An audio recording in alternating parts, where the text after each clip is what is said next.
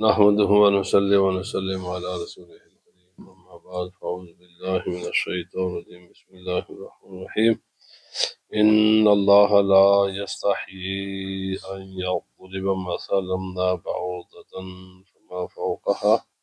فأما الذين آمنوا فيعلمون أنه الحق من ربهم وأما الذين كفروا فيقولون ماذا أراد الله بهذا مثلا يضل به كثيرا ويهدي به كثيرا وما يضل به إلا الفاسقين صدق الله العظيم الصلاة والسلام عليك يا سيدي يا رسول الله وعلى آلك وصحبك يا سيدي يا حبيب الحضرات. درس قرآن حکیم میں آیت سورت البقرہ کا آیت نمبر 26 کا ہے۔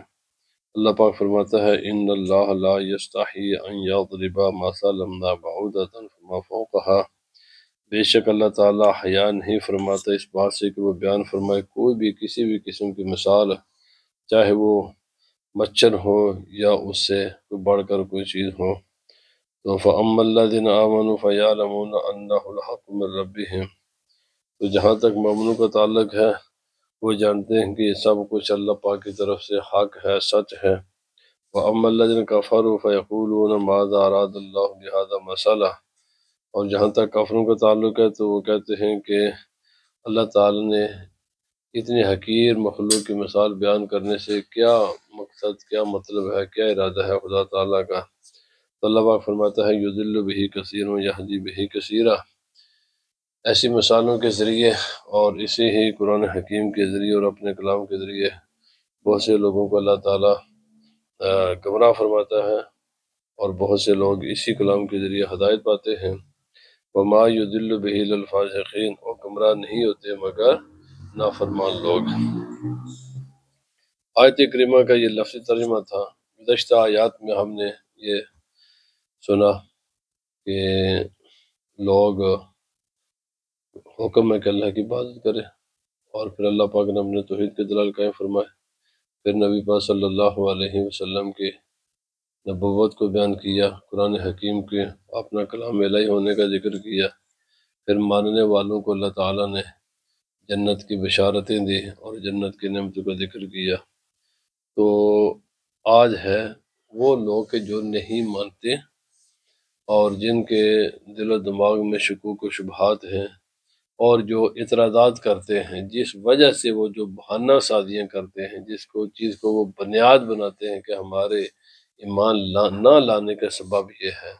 ہمارے اعتراضات یہ ہیں، ہمارے شبہات یہ ہیں، تو وہ یہ ہے کہ جب قرآن حکیم نے کہا بھائی یہ اللہ کا کلام ہے اور یہ عاجز کرنے والا کلام ہے، کوئی بھی اس کی مثل لانے پر قادر نہیں ہے، تو بڑے بڑے عرب کے بڑے قادر کلام شعراء خطباء تو انہوں نے کوششیں کی لیکن ناکام ہوئے، اور دنیا میں ہوتے بھی ایسے ہی ہے۔ بعض لوگ وہ ہوتے ہیں بڑے بے باک ہوتے ہیں، وہ بالکل صاف انکار کر دیتے ہیں، تو ان کے پاس تو کوئی دلیل ہوتی نہیں اور وہ دلیل دینا بھی نہیں چاہتے، لیکن بعض لوگوں کو وہ گمراہ کیا جاتا ہے ڈائریکٹ نفی کر کے نہیں، بلکہ اعتراضات اٹھائے جاتے ہیں، شبہات اٹھائے جاتے ہیں، لوگوں کو کنفیوز کیا جاتا ہے۔ اللہ رب العزت نے ان کے جو انہوں نے قرآن حکیم کے کلام الہی نہ ہونے کے، خود تو جانتے تھے کہ یہ اللہ کا کلام ہے، کیونکہ اس کی مثل لانے پر وہ قادر نہیں تھے، انہوں نے کوششیں کر لی، دیکھ لیا، لیکن اب لوگوں کو کیسے روکیں؟ تو لوگوں کو روکنے کے لیے انہوں نے، چونکہ ہر آدمی کی عقل، اس کے فہم و فراست برابر نہیں ہوتی،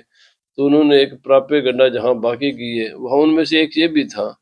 کہ اللہ تعالیٰ کہ ہاں جی ہم بھی خدا کو مانتے ہیں، خدا کی ذات بہت عظیم ذات ہے، وہ خالق مالک ہے، وہ بڑی شانوں والا ہے، بڑی قدرت والا ہے، لیکن دیکھو جی اگر یہ کلام الہی ہوتا تو اللہ تعالیٰ نے مچھر کی مثالیں کیوں کی ہیں، مکڑی کی مثالیں قرآن پاک نے میں کیوں بیان فرمائے ہیں، مکھی کی مثالیں کیوں بیان کی ہیں؟ دیکھو مکھی ایک حقیر سی مخلوق ہے، مکڑی ایک حقیر سی مخلوق ہے، تو اس قسم کی انہوں نے یہ پروپیگنڈا شروع کر دیا۔ اب عام آدمی، عام انسان، وہ میں نے عرض کیا کہ سب کا عقل و شعور ایک لیول کا نہیں ہوتا، کئی لوگ اس پراپے کرنے میں آ بھی جاتے ہیں، اچھا اللہ جو ساری اتنی بڑی کائنات کا بنانے والا ہے، اس نے جناب یہ چھوٹی چھوٹی چیزوں کا ذکر اپنی مقدس کتاب میں کہتے ہو، اگر مان لیں تو پھر یہ بھی ماننا پڑے گا کہ اس نے چھوٹی چھوٹی چیزوں کا ذکر کیوں کیا۔ حالانکہ یہ بات اگر ان میں کوئی عقل و شعور ہوتا نا تو سوچتا نا، تو پھر وہ یہ بات کبھی بھی نہ کرتا، کبھی بھی نہ کرتا۔ کیوں کہ مثال دی جاتی ہے کسی نظریے کو، کسی بات کو واضح کرنے کے لیے۔ جس خدا نے یہ اتنی بڑی زمین، آسمان، چاند، ستارے، کائنات بنائی ہے نا، پہلی بات تو یہ ہے یہ سب اسی کی مخلوق ہے، چھوٹی سے چھوٹی بھی اسی کی مخلوق ہے اور بڑی سے بڑی بھی اسی کی مخلوق ہے۔ وہ مالک ہے، سب کچھ اسی نے بنایا ہے۔ وہ اپنے مخلوق میں سے کسی بھی بات کو واضح کرنے کے لیے، لوگوں کو سمجھانے کے لیے کسی بھی چیز کی مثال بیان فرما سکتا ہے۔ پہلی بات تو یہ ہے، بنیادی بات تو یہ ہے کہ جب تم نے مان لیا کہ وہ کائنات کا خالق و مالک ہے اور سب چیزوں کا بنانے والا وہ ہے، تو پھر تم اعتراض کی تم گنجائش ہی نہیں ہے۔ پہلی بات تو یہ ہے۔ دوسری بات یہ ہے کہ مثال بیان کی جاتی ہے کسی چیز کو واضح کرنے کے لیے۔ جو چیز سب سے زیادہ واضح کر سکتی ہے نا، سب سے بہترین مثال وہی ہوتی ہے۔ اب قرآن حکیم نے دو چیزیں بیان فرمائی ہیں، بتوں کے بے بسی کو بیان کیا ہے۔ تو اللہ پاک نے فرمایا یہ جو بت ہے نا، یہ مکڑی کے جالے سے بھی زیادہ کمزور ہے۔ مکڑی کا جالا، اس میں پھر کوئی تھوڑی بہت اسٹرینتھ ہوگی، ان میں اتنی بھی نہیں ہے۔ کیوں؟ فرمایا یہ ہے کہ ان کے سامنے یہ کھانے رکھتے ہیں، قسم قسم کے نظریات اور یہ بہت ساری چیزیں رکھتے ہیں، یہ تو رکھی ہوئی سامنے چیزوں کو اٹھا کر اپنے منہ میں بھی نہیں ڈال سکتے۔ میں نے وہ بار بار یعنی یہ جائے نا ان کے بت خانے میں تو دیکھیں کیا کچھ انہوں نے بتوں کے سامنے رکھا ہوتا ہے، دودھ رکھا ہوتا ہے، حلوہ رکھا ہوتا ہے، فروٹ رکھا ہوتا ہے، بہت سی چیزیں رکھی ہوتی ہیں، حالانکہ ان کا اتنی عقل بھی کام نہیں کرتی کہ جن کے سامنے ہم یہ چیزیں رکھتے ہیں ان میں تو اتنی بھی قوت نہیں ہے کہ وہ اس جو رکھتے ہیں اس چیز کو اٹھا کر خود ہی اس کو استعمال کر لیں۔ یا اللہ پاک نے فرمایا وَإِن يَسْلُبْهُمُ الذُّبَابُ يَا لَا يَسْتَنقِذُوهُ مِنْ شَيْءٍ، اگر مکھی ان کے جسم پر بیٹھ جائے تو یہ اڑا نہیں سکتے، اور اگر یہ جو کھانے ان کے سامنے رکھتے ہیں مکھی ان میں سے کوئی کچھ لے جائے تو یہ اس کھانے کو واپس نہیں لا سکتے۔ یعنی انتہائی کمزور قسم کی چیز ہے جس کو عقل و شعور مانتا ہی نہیں ہے کہ انسان اپنے ہاتھ سے بتوں کو تراشتا ہے اور پھر ان کے سامنے سجدہ ریز ہوتا ہے۔ تو بھائی یہ سب سے بہترین مثالیں تھیں بتوں کے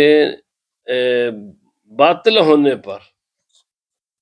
بڑی زبردست مثالیں ہیں۔ مکھی بھی کی مثال بھی بہت زیادہ زبردست ہے، کبھی کبھی آتی ہے چلی جاتی ہے۔ جو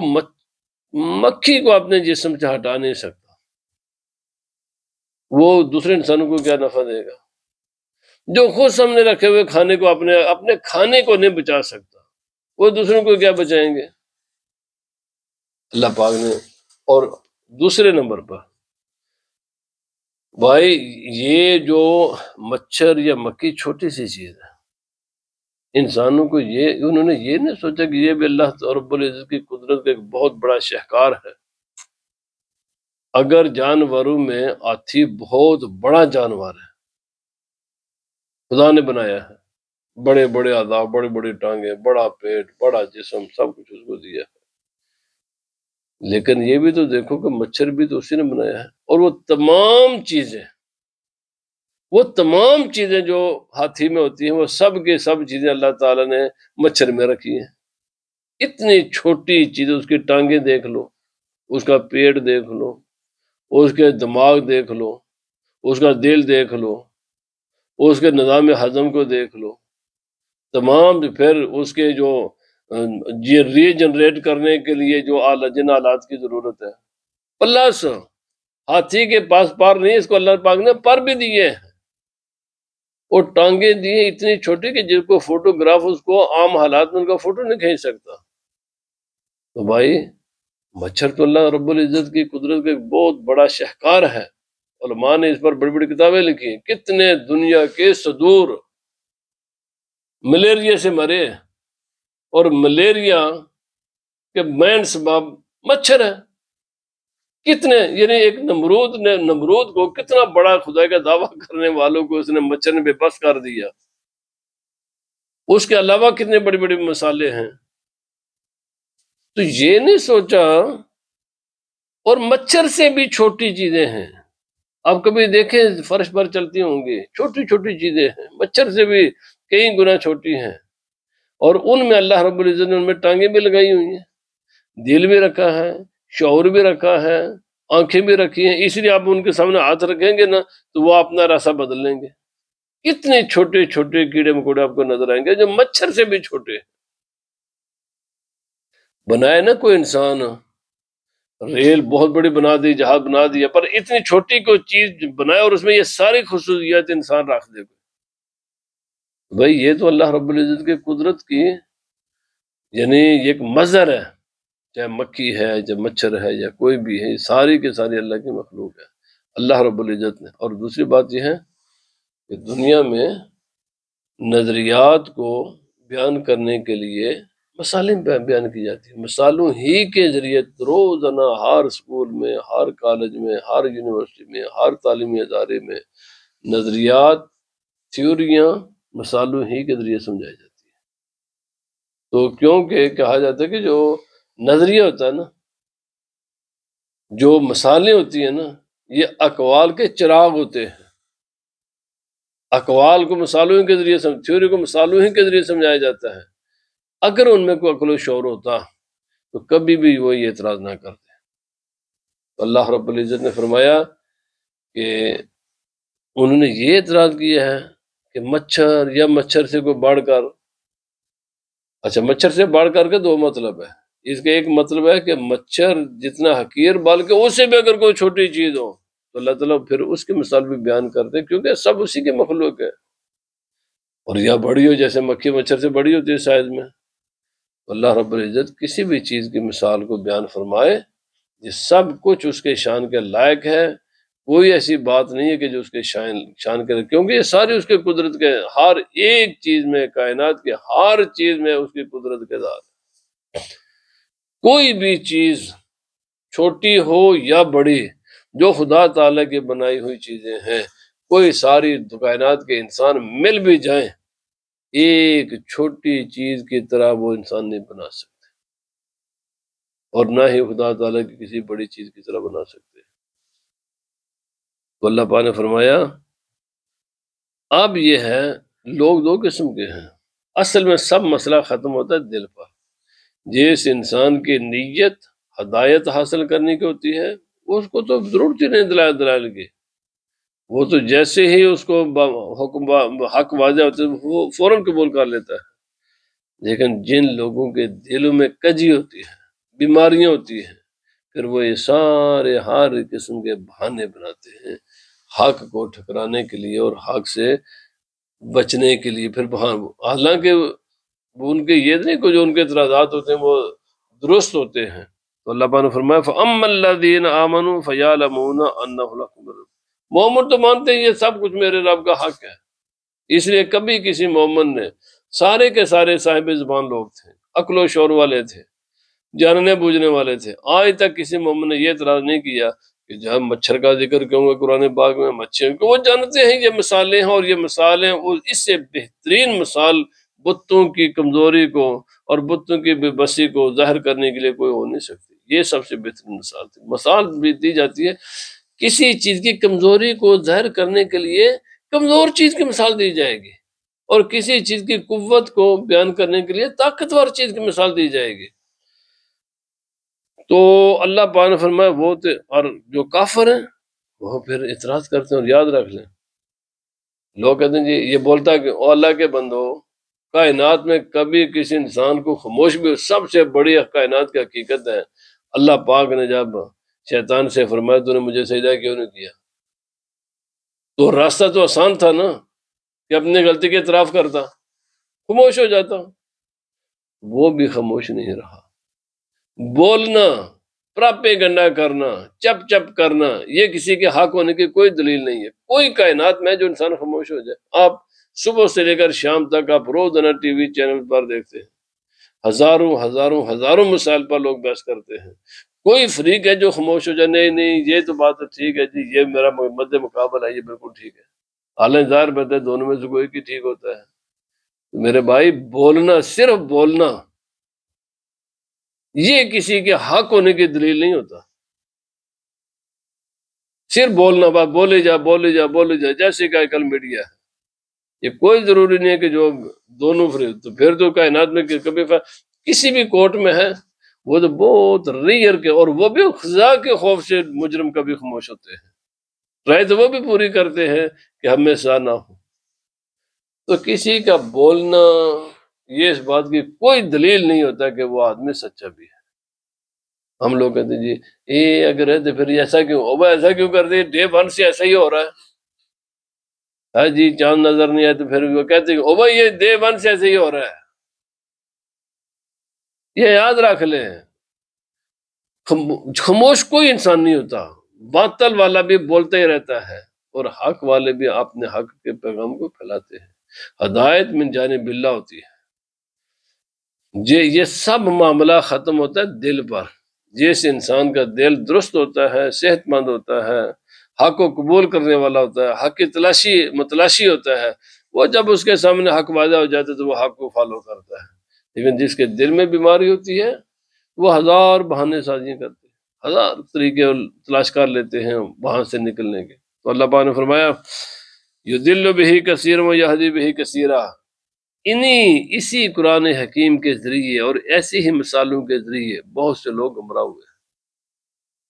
اور بہت سے لوگوں نے ہدایت پائی ہے۔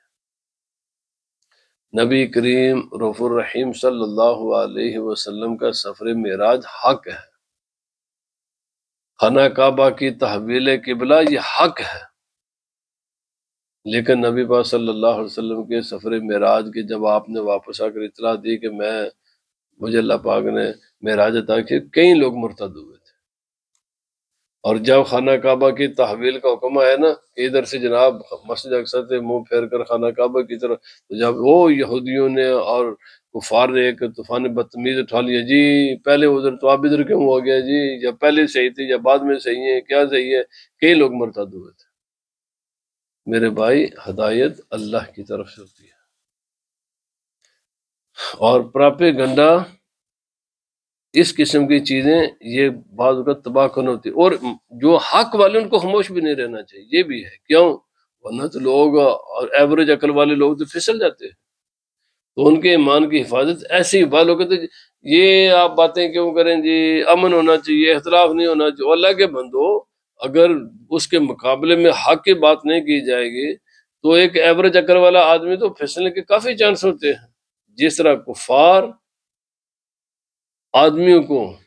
غلط گفتگو کے ذریعے راہ حق سے پھیر لیتے ہیں، اسی طرح چانس ہوتا ہے کہ جب حق واضح کیا جائے تو جو لوگ غلطی سے حق سے پھر جاتے ہیں وہ واپس بھی آ جاتے ہیں، دونوں چانس رہتے ہیں۔ تو اس لیے یہ کائنات کا ایک سلسلہ ہے، حق بھی بیان کرتے رہنا چاہیے،